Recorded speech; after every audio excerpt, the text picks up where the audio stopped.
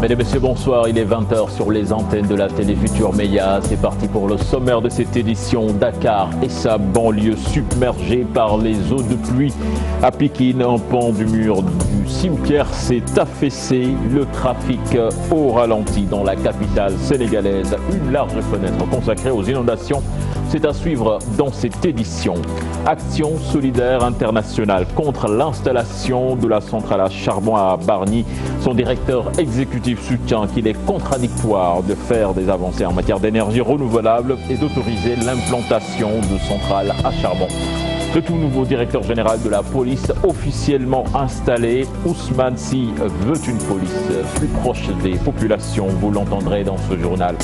Et puis le dossier de la semaine s'intéresse aux fossiles très prisés de certaines dames qui encourent un réel danger avec son usage. La page des sports de ce vendredi, ce sera avec Pape Abdoulaye Der, avec le football et la deuxième journée des éliminatoires de la CAN 2019. Voilà le sommaire de ce 20h, tout de suite le développement.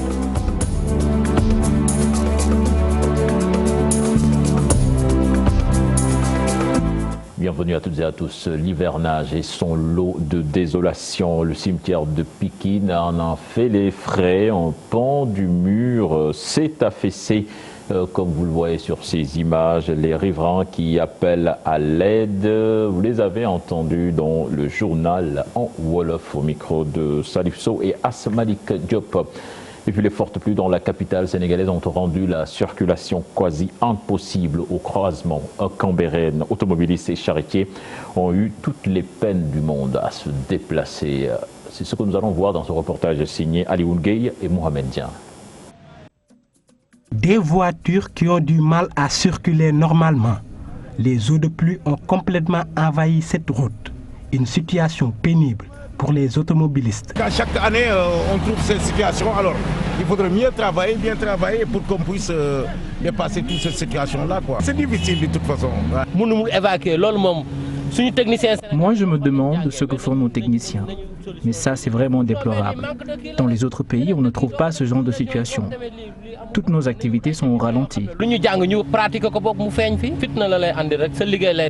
Le malheur des uns fait le bonheur des autres. Les charretiers en profitent pour faire leur business.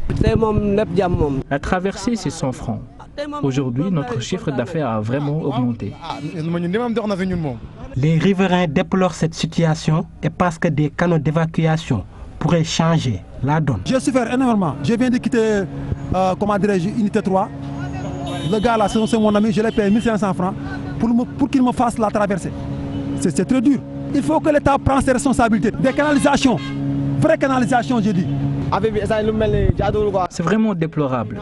Regardez cet embouteillage. Nous aimerions avoir des canalisations. Après chaque forte pluie, les routes sont impraticables. Les automobilistes souffrent. Quant aux charretiers, une vraie aubaine. Et c'est encore pour quelques jours. Et puis les fortes pluies occasionnent souvent une inflation des prix des transports en commun, une situation que déplorent les usagers. Les transporteurs de leur côté disent avoir suffisamment de raisons pour agir de la sorte. Un reportage signé Fatoumata Touré et Pape Sangoné Mbaye. Après la pluie, c'est le beau temps. Les usagers de la route diront le contraire. Souvent à Dakar, après la pluie, les taximens et les chauffeurs clando haussent le prix du transport. Une situation déplorable pour les usagers qui crient le ras-le-bol. C'est une situation vraiment déplorable. Les chauffeurs abusent sur les prix. J'ai été victime de la hausse des prix ce matin même. Pour aller au travail, j'ai dû payer 500 francs à un taxi clando au lieu de 100 francs. Vous imaginez? Ces prix sont passés du simple au double. C'est une situation déplorable et une situation inadmissible. À Dakar, plus souvent quand ça pleut, les taximans s'en profitent pour frotter plus de mains en augmentant les prix de 500 francs ou de 1500, le double ou le triple. C'est une situation que nous déplorons et que nous dénonçons fermement. Pour ce monsieur, aucune raison valable ne justifie une telle inflation des prix. C'est des raisons subjectives. Ils disent que c'est parce qu'il y a l'eau au niveau de la VDN, au niveau des routes, il y a des embouteillages à n'en plus fini. Vraiment, on va gaspiller notre essence. Il n'y a pas de raison valable. Il n'y a pas de raison valable. Pointés du doigt par les clients, les taximens se défendent et expliquent les raisons qui les ont poussés à augmenter le transport. Vous savez, nous n'avons pas le choix avec la pluie. Il y a trop de bouchons. En plus, même si le gasoil n'est pas cher, le temps de faire des détours pour se frayer un chemin, nous consommons beaucoup de carburant. Donc, je ne suis pas d'accord quand les clients soutiennent que nous profitons de la situation.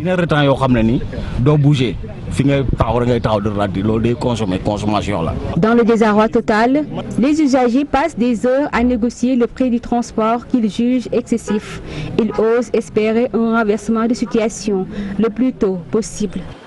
Et pendant la saison des pluies, les marchands ambulants rencontrent beaucoup de difficultés dues à la baisse de leur chiffre d'affaires à cause de la rareté des clients. Entre autres, cette constante ne concerne pas les marchands de matériel de ménage qui profitent de cette période pour écouler leurs marchandises. C'est un reportage signé Cher Sadibou Fall et Amadouba.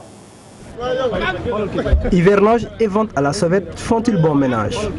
Les avis divergent, mais la constance, ce sont des difficultés rencontrées souvent dans l'exercice de leur activité et une clientèle qui se fait rare. Quand il pleut, nous avons des difficultés. On n'a même pas là où s'installer. Si ça pleut, les clients ne viennent même pas à cause des saletés. Avec la pluie, on souffre vraiment parce que les clients ne sortent même pas. Chaque année, nous sommes confrontés aux mêmes difficultés. Quand il pleut, on ne voit pas de clients. Les gens sont obligés de rentrer chez eux. Et nous aussi, on est obligés de plier bagages parce qu'avec la pluie, on ne voit pas de clients, donc on ne gagne pas d'argent. Cette situation arrange les marchands de matériel de ménage. Non, moi, la pluie ne me dérange pas parce que je vends des balais, des seaux et j'en profite très bien en ce moment parce que ça marche très bien. Avec cette saison des pluies, la mobilité est difficile à Dakar. Cette situation influe certainement sur les chiffres d'affaires de quelques marchands ambulants. Nous parlons de toute autre chose à présent avec la cérémonie d'installation de l'inspecteur général de police, tout nouveau directeur général de la police. Une cérémonie qui a réuni toutes les forces de la police, occasion saisie par le directeur général sortant de revenir sur certaines réalisations. Ousmane Sy, le nouveau directeur de la police nationale, lui s'engage à travailler pour une police plus proche des populations. Compte rendu signé Ibou Diouf et Diafaraba.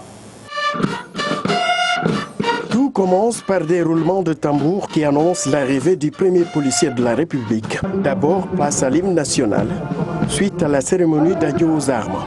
Le directeur sortant de la police nationale parle de certaines réalisations. La délinquance en milieu urbain a été contenue dans des proportions de tolérance grâce aux moyens logistiques importants et aux schémas de riposte mis en œuvre par les unités opérationnelles. Et le renforcement de la division cybersécurité qui a procédé au démantèlement de plusieurs réseaux de délinquants utilisant les NTIC. Le maillage sécuritaire a été densifié avec la mise en œuvre d'un programme spécial de construction d'infrastructures. Actuellement, il existe un commissariat de police dans chaque chef-lieu de région. Le ministre Ali Ngouille Ndiaye a rappelé la mission de la police et demande aux différentes forces de soutenir la nouvelle direction. Je ne doute point que la réussite d'une telle mission est à votre portée. Je demande à l'ensemble de vos collaborateurs, contrôleurs généraux, commissaires, officiers. Pour ma part, je puis vous assurer de mon soutien ainsi que de celui du gouvernement et des plus hautes autorités de l'État. L'ancien du Prytanée militaire de Saint-Louis a pris les rênes de la police nationale, le commissaire, l'inspecteur général de police et en terrain connu. J'ai déjà pris l'engagement auprès de ces hautes autorités que j'ai eu l'honneur d'avoir déjà rencontrées de l'emplir avec loyauté et dévouement la mission qui m'est confiée. L'accueil du public dans nos services et le traitement des dossiers des citoyens seront fortement améliorés entre la population et la police d'une part et entre notre corporation. Sous une fine pluie, la police nationale était dans un grand jour. Après la revue de prise de commandement, la remise du fanion de commandement, le nouveau chef est bien installé. Puis la société civile sénégalaise contre l'installation de la centrale à charbon de Bargny, Mamadou Bari, le directeur exécutif d'Action Solidaire Internationale, pense qu'il est contradictoire de faire des avancées en matière d'énergie renouvelable et d'autoriser en même temps l'implantation de centrales à charbon. Nous l'écoutons au micro de Dissa Prera et Pape Sangone Mbaye. Mais en d'autres termes également, on peut toujours souligner que, en tout cas nous, organisations de la société civile, ne sommes pas tout à fait d'accord avec cette politique d'installation de centrales à charbon, qui est quand même difficile, même si à côté il y a cette promotion des énergies renouvelables. À côté, on constate également que dans certains États, c'est pas le Sénégal seulement, il y a beaucoup d'États africains aujourd'hui qui sont un peu lancés dans la construction de centrales à charbon, un peu dans le fossile.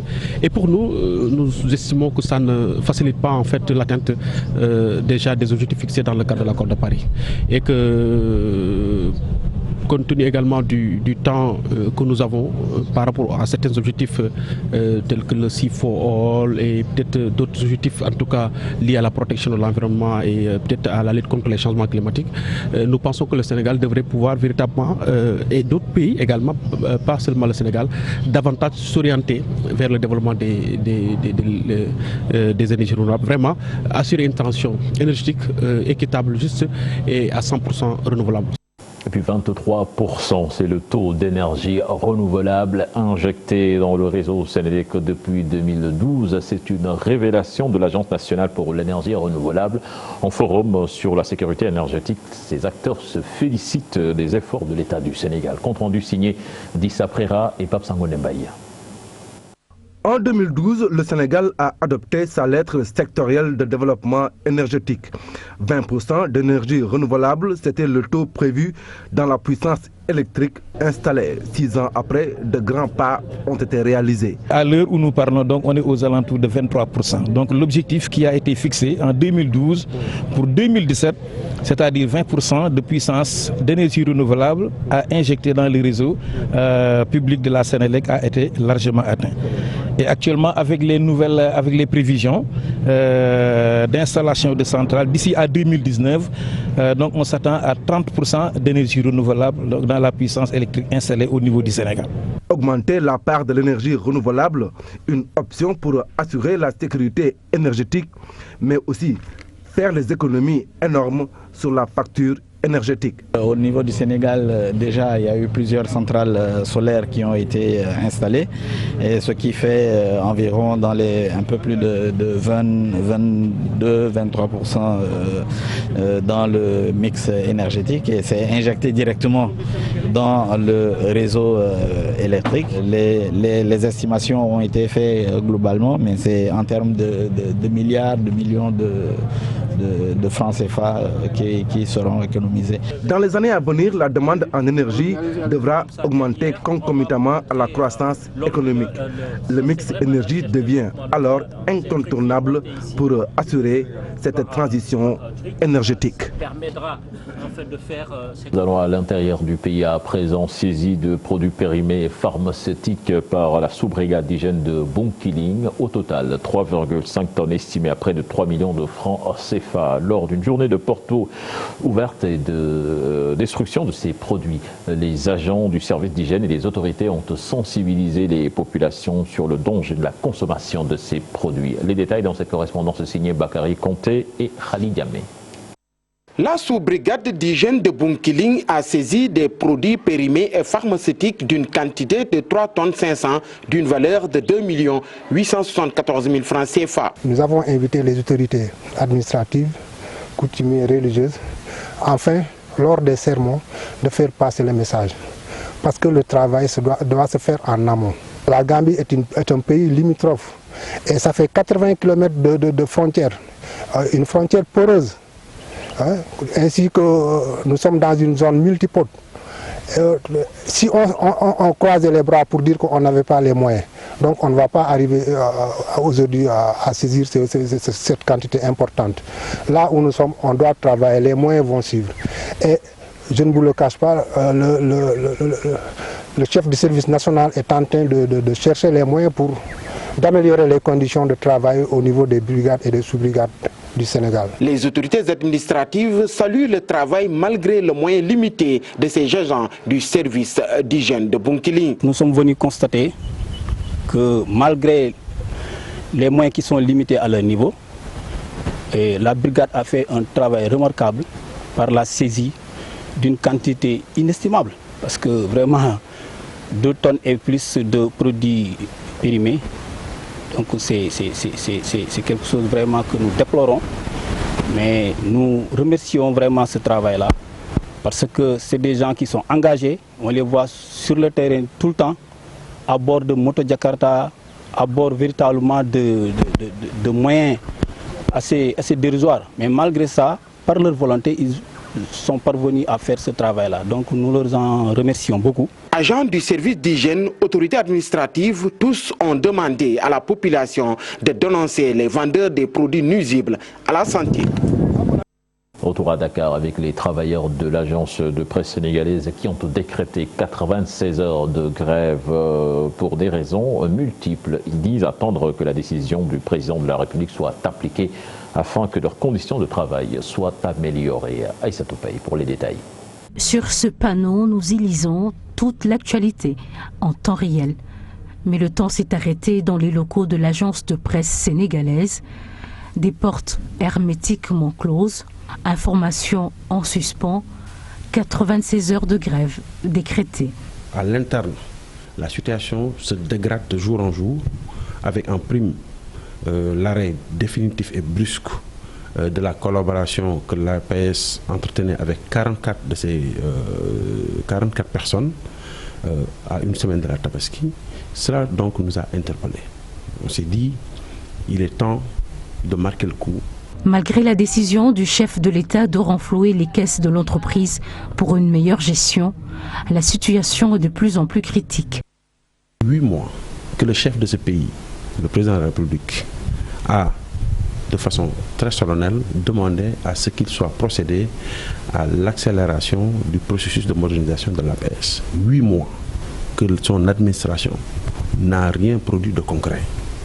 Cela veut dire que peut-être dans cette administration sénégalaise, il y en a qui n'en ont cure de la parole présidentielle. Le directeur de l'APS, cependant, précise. Le comité a pied d'œuvre sur ce sujet au niveau du ministère de l'économie et des finances, à la direction du Trésor public. Et je pense que quand même l'administration fonctionne comme ça et aux yeux du personnel.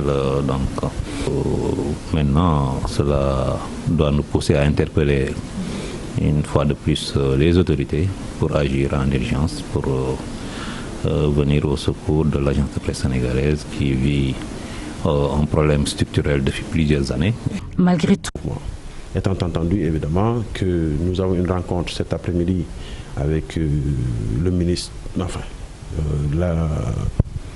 la direction générale de la communication. Une rencontre avec la direction générale de la communication, sans doute, va permettre de régler un tant soit peu la situation qui prévaut au sein de l'entreprise.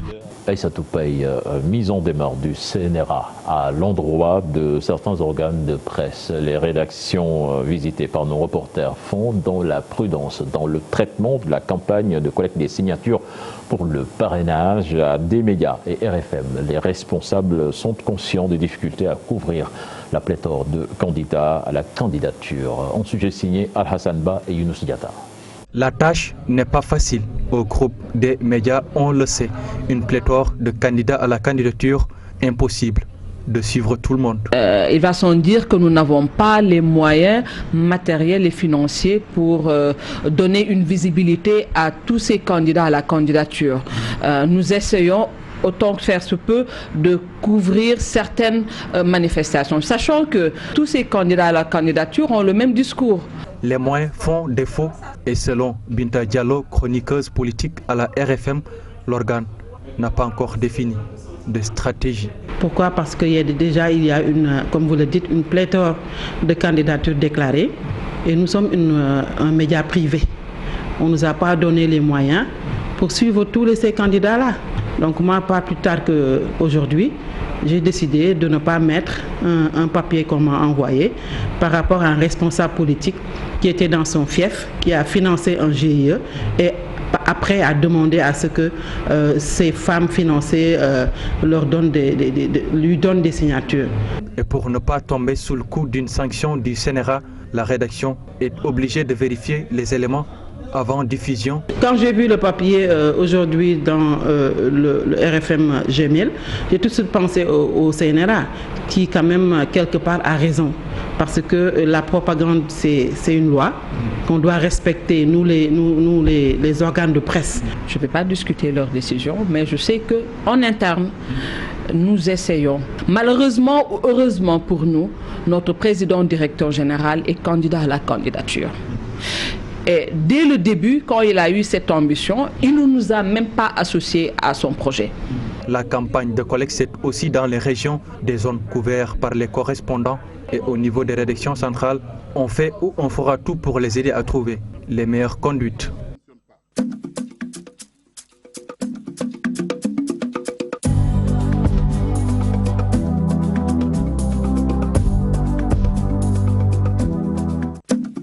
Le dossier du vendredi qui s'intéresse aux fossiles très prisés par certaines dames. Ce qu'il faut savoir est que son usage pour des raisons sanitaires est peu recommandable. Sur le marché, les commerçants font de bonnes affaires avec sa commercialisation. Un dossier signé Aïssatou Paye et Ablaye Diallo.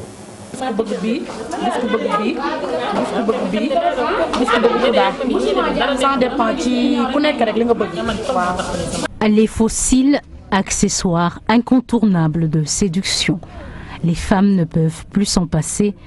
L'astuce clé pour un regard langoureux et pour se faire belle, elles optent et disent oui aux fossiles et elles donneraient tout pour un regard de Bresse. dama koy def mu rafet ba dee am na yu naturel am na yoo xam ne ni dafa naturel man yooyu laay def yooyu moom boo ko defee du kii du bari du kii du gudd tamit di la sonal. man moom dëgg-dëgg si ne man baax na ndaxte bu nekkee ni nga koy defee du la gaañ baax na ndaxte man ki ma ko defal mën na ko day teg si kaw moom du ko teg si lii der bi da koy teg si kaw sil bi noonu rek ci dara loo xam ne daf may gaañ wala dara waa. Tout le contraire de cette dame venue se faire coiffer. Les artifices, peu pour elle, hors de question de s'abîmer les yeux. man kay foofu bi man kii yu ma ko ndax dama bëgg lu naturel ay kol la ñuy def si sa bët ak yooyu xam nga wóorul. soo xam ne day dem HLM rek xale góor yi na la kaay defal la foofu si sa bët yi toll ne enflé wu wala ñu defal la yi nga pare yëpp laalee ko vraiment gisuma rafetaay bu ma jaral risque boobu. Commerce florissant, en plein air ou dans les salons de coiffure, les affaires marchent bien. damay def synthétique bi damay def naturel bi damay def ñaar xeet ku nekk bu la neex dama lay choisir gis nga dañoo bari façon am na bii affaire yi comme ay marque la quoi am na ay cheveux naturels yëpp la am léegi soo ñëwee boo bëgg lañ lay proposer bu nekk ak prix léegi yow yaay seet bu fekkee arrangé na la nga defar mais amul benn problème sil moom dafa rafet. Cette jeune fille est esthéticienne. Elle travaille en plein air pour la préparation de l'extension des cils. Son matériel se compose de cure-dents, de colle et de fossiles, naturels ou artificiels.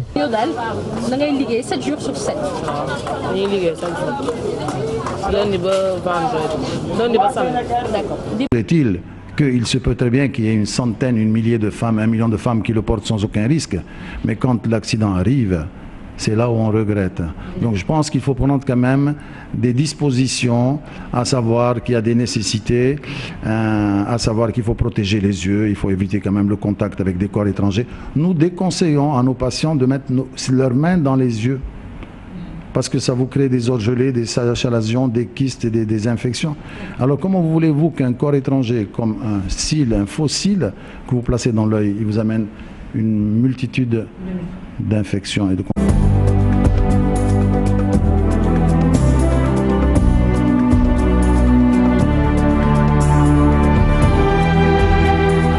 Abdoulaye, bonsoir. Bonsoir, cher Tidiane. Le Sénégal sur orbite pour abriter les JO de la jeunesse de 2022. La décision finale est prévue en Argentine au début du mois d'octobre, mais d'ores et déjà, les jeux sont faits. Le Sénégal a obtenu le soutien du comité exécutif du CIO. Ibrahima Kane pour les détails. La commission exécutive du CIO propose le Sénégal comme pays hôte des 4e Jeux olympiques prévus en 2022. La décision devrait être entérinée lors de la réunion du CIO prévue les 8 et 9 octobre prochains en Argentine. C'est à Pyeongchang, en Corée, il y a 8 mois que le CIO avait pris la décision d'organiser l'édition 2022 sur le continent africain. 4 pays se sont portés candidats, le Botswana, le Nigeria, la Tunisie et le Sénégal. La candidature du pays est centrée sur 3 lieux, Dakar, la nouvelle ville de Diamniadio et la station balnéaire de Saly Portudal. La correspondance du président du CIO, l'Allemand Thomas Bach, au président du CNOS vient conforter la candidature sénégalaise, une candidature qui passera à Buenos Aires comme lettre à la poste. En football, le tournoi de l'UFOA débute ce dimanche à Dakar. Cette équipe en lice pour décrocher une qualification à la CAN U17. 7 sélections au lieu de 8. Le Libéria a déclaré forfait. Donc nous aurons 3 poules, dont une de 2 équipes. Abdoulaye Sow, vice-président de la Fédération sénégalaise de football, a fait face à la presse ce matin. Et nous avions déjà travaillé avec la CAF pour le tirage, sur l'organisation et sur la méthodologie. En principe, c'est 3 poules de 3, parce que toutes les équipes de la zone avaient confirmé. Malheureusement, aux dernières nouvelles, le Libéria a désisté pour des raisons internes, liées à des raisons internes de fonctionnement de leur fédération. Et nous sommes à 8. Et nous étions en train de réfléchir sur quelle formule adopter, soit revenir sur des poules de 4, 2 poules, ou bien maintenir la même configuration de poule en laissant la poule B avec 2 équipes, le Mali et la Gambie. Parlons à présent du match Madagascar-Sénégal. Coup d'envoi prévu 11h30 GMT dimanche. Un match difficile en perspective selon Abdoulaye Diallo. Mais le portier sénégalais estime qu'à Tananarive, les Lions ne seront pas en terrain inconnu. Je me souviens d'un match très difficile, assez difficile, dans des conditions assez difficiles. Voilà, maintenant, la dernière fois peut-être ils nous ont un peu surpris au début du match. Là on y va en sachant à quoi s'attendre. Ce sera à nous de répondre présent et d'aborder ce match-là mieux que la dernière fois. C'est un match assez physique. Je pense que le ballon va beaucoup circuler dans les airs, voilà, parce que pour ceux qui étaient, on connaît tous l'état du terrain là-bas. Donc voilà, ça va être un bon combat physique et on sera prêt à y répondre. Je pense que tous les gardiens qui sont là sont aptes à jouer ce match-là. Après voilà, comme je vous l'ai dit, le coach il fera son choix et on suivra, il n'y a pas de... Et puis le stade Galandou Diouf fait peau neuve, Pape Abdoulaye. Il a ouvert ses portes hier après 7 ans de traversée du désert. C'était en présence du ministre des Sports. Matarba a invité les autorités municipales à faire des efforts dans l'entretien et la maintenance des infrastructures sportives. Suivons. Que ces infrastructures, quel que soit leur coût, soient accessibles aux sportifs sénégalais. Parce que le président a construit pour les Sénégalais. Le Sénégal, le président n'a pas construit pour des étrangers. Il a construit pour ses compatriotes. Donc les sportifs sénégalais, quel que soit le mode de gestion, pourront accéder facilement à ces infrastructures sportives. Il y aura une amélioration du mode de gestion. On visitera d'autres canevas et ces canevas nous permettront d'aller plus vite et de faire mieux. Il y a de cela 2 ans, 3 ans, il n'y avait pas l'arène nationale, il n'y avait pas Dakar Arena. Donc on ne peut pas gérer Demba Diop de la même manière qu'on pense gérer l'arène nationale ou Dakar Arena. Donc c'est tout à fait logique qu'on améliore ce qu'on faisait. Une fois n'est pas coutume, nous allons parler de badminton dans ce journal, une discipline qui veut se développer. Et c'est avec des pratiquants sénégalais à jour dans les nouvelles techniques et tactiques. C'est à l'issue d'une formation en Chine. Ils veulent partager ces connaissances dans les écoles. Le reportage est signé Cheikh Sadibou Diarra. Le badminton du Sénégal se recycle. Pendant 2 mois, 6 pratiquants sénégalais, 2 coachs et 4 bâtisses ont séjourné en Chine pour perfectionner leur connaissance du jeu. D'ordre général, on avait fait un travail sur les basiques du badminton. Et après, on a fait un travail avancé sur les tactiques collectives et individuelles du jeu de badminton. Donc c'était une première pour nous et une très belle expérience pour nous. Et sur ce, nous avons beaucoup appris sur les coachs chinois et sur nos confrères qui venaient des autres pays. Nous, les Sénégalais, ce que nous reprochons le plus, c'est la prise de la raquette. Donc sur la prise, il y a forcément une façon de l'apprendre. Et sur ce, nous avons fait des pas sur cela. Requinqués par les nouvelles connaissances acquises, les quelques clubs implantés ne vont pas ménager leurs efforts pour partager avec les plus jeunes et vulgariser le badminton. Nous allons faire une démultiplication de ces connaissances à travers les autres clubs pour les permettre de savoir qu'est-ce que c'est que le badminton en réalité et sur quoi ou en quoi nous devrons le jouer. Et à partir de là, nous allons nous diviser en groupes et faire des séminaires de formation de 2-3 jours avec les moyens que nous aurons. La discipline souffre d'un manque de compétition, la faute à l'absence d'une instance dirigeante. Ils ont jugé notre niveau, un bon niveau. On a presque, nos joueurs ont battu tous les joueurs qui compétissent au niveau de toute l'Afrique. Donc, ils nous ont demandé pourquoi ne pas avoir une fédération. Donc, on s'aide vraiment et on demande aussi aux autorités de nous aider pour qu'on puisse avoir une fédération et aller compétir au niveau national. À 14 ans de présence au Sénégal, le badminton tarde encore à se faire une place de choix sur l'échiquier sportif sénégalais et le chemin reste encore long. Voilà, cher Tidiane Diao, c'était là l'essentiel pour les sports. Abdoulaye Der, merci. Retenez Madagascar-Sénégal donc dimanche à 11h30.